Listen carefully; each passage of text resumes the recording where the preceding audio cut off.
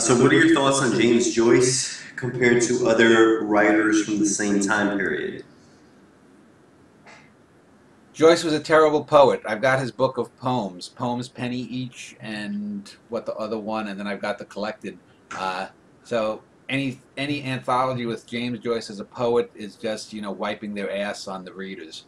Um, as far as his actual prose fiction, I remember 28 years ago in 1987, I went to the Brockport Writers Forum in upstate New York.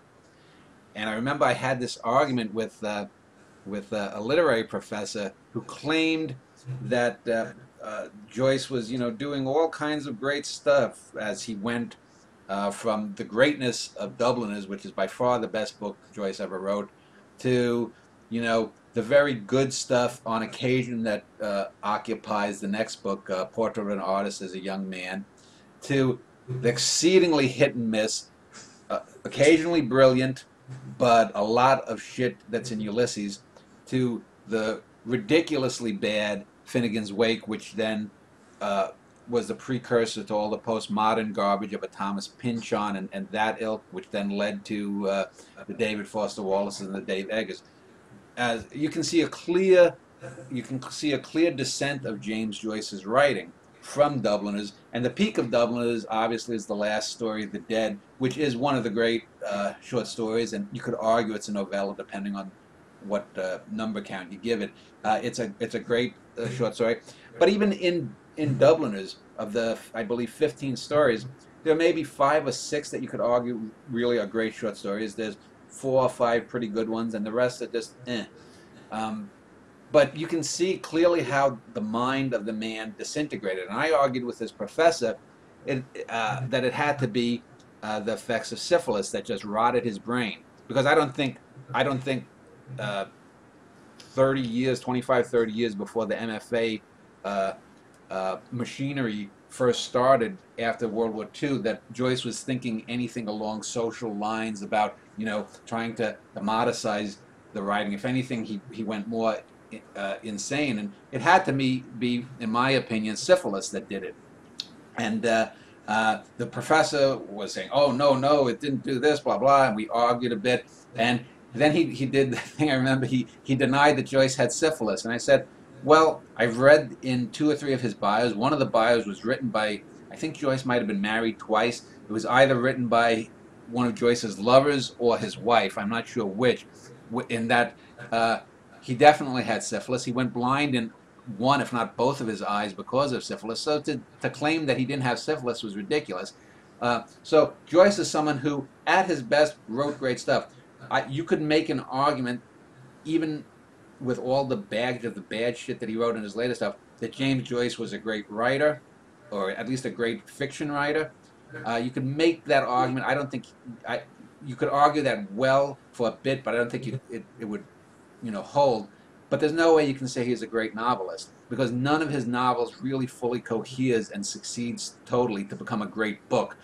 You could argue Dubliners is a great book. If you say, well, you have 5 out of 15 of your stories are great, another third of them are, pretty good, and the rest of them are, you know, uh, solid. Uh, that's great. So that's James Joyce, a very overrated writer. But again, even yeah, the worst of Finnegan's Wake is down there with the Pynchons and the Wallaces, and there are people who, in terms of name recognition, that uh, elude my mind as far as names, but there are people that are as bad as the Pynchons and the Wallaces that just don't have the name value. But Joyce, you could argue, begat Virginia Woolf, who's a terrible writer. Virginia Woolf is fucking terrible. I've read 3 or 4 of her books. Joyce also brought in some of the worst aspects of what's his name, Faulkner, Sound and the Fury kind of stuff. So you could argue if there was no James Joyce, that there wouldn't be as bad writing as there is. But that would really be a false argument because Joyce was unlike Whitman in that Whitman was a bottleneck for poetry. All poetry that came before Whitman went into Whitman. All poetry that came after Whitman came out of Whitman, and he is filtered across the whole globe. James Joyce, despite what people want you to think, is not nearly as widespread across the globe as Whitman, even though fiction is more popular. And a large part of that, and just to, that needs to be said, is because of one of my bête noirs is the abuse of the public domain. James Joyce's grandson, who I believe, from what I've read, only met his grandfather a handful of times as a child and wasn't even old enough to remember him when he died in 38 or 39. Joyce died. For years was the sole executor of Joyce's estate, and for these 70 some years until the stuff, most of the stuff other than Finnegan's Wake has fallen into the public domain, the man refused to let Joyce's stuff be published or used or make films of the stuff to get his name out there because he wanted total control, and he asked for exorbitant fees. And when the last of the non-Finnegan's Wake stuff fell into the public domain, Ulysses, 2 or 3 years ago, whenever it was, I think it was 3 years ago in 2012 because it was written in 22, so 90 years.